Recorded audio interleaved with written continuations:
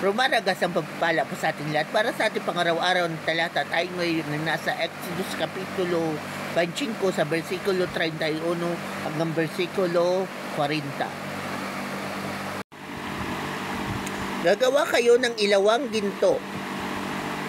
Ang paa at tangkay nito'y pinitpit na ginto, ang mga sanga at palamuting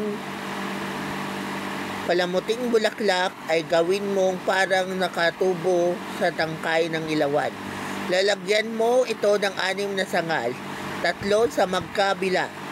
Bawat sangay lagyan mo ng 3 buko na kamukha ng bulaklak ng almendro, may tampok at talulot.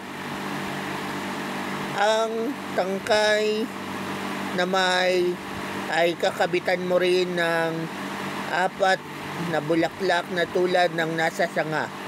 Lalagyan mo ng buko sa ilalim ng mga sanga. Isa sa ilalim ng bawat 2 sanga. Ang mga buko at ang mga sangay gagawin mong parang tubo sa tangkay. Parang iisang piraso ng pinitpit na ginto. Gagawa kayo ng 7 ilaw para sa mga patungang ito. Iayos ninyo ito upang ang liwanag nito ay nasa harap ng ilawan. Ang pinitpit na mitsa at ang bandeha ay lantay na ginto rin. Sa lahat ng ito ay 100 librang ginto ang gagamitin. Sundin mong mabuti ang planong ipinakita ko sa iyo sa bundok.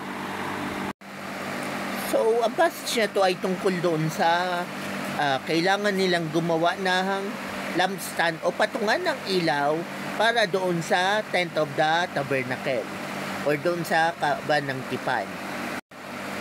At tinanong ko, Panginoon Lord, ano ba ang revelation mo sa passage na to? Kasi pinapagawa sila ng lampstand. So, si Lord, binigyan talaga ako ng revelation.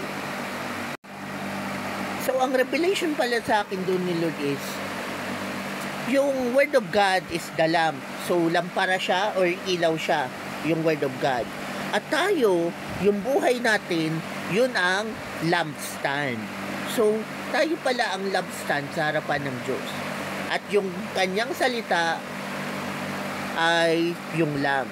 So, tayo yung patungan ng ilaw, yung Word of God, yun ang ilaw. So, gusto tayong gamitin ni Lord para makita ng sanlibutan yung ilaw, yung Word of God. At tayo yung gagamitin niya bilang patungan. Pero mababasa natin dito na kailangan yung mga pinitpit na ginto or hammered gold. So, oo, totoo na mayroon sa buhay natin na may mga pagsubok, may trials, may persecution, may problems. Pero, pampalakas lang talaga yun. Kasi part yun ng plano ni Lord, part yun ng kanyang design, katulad ng hammered gold, para kuminang tayo, mag-radiate or mag-reflect tayo ng kanyang glory. So, ganun yun. Para maging matatag ka, katulad ng hammered gold o pinitpit na ginto. So, salamat sa Diyos kasi ginagamit nila tayo. Or should I say, ginagamit tayo ni Lord bilang kanyang patungan. Bilang mga lingkod niya.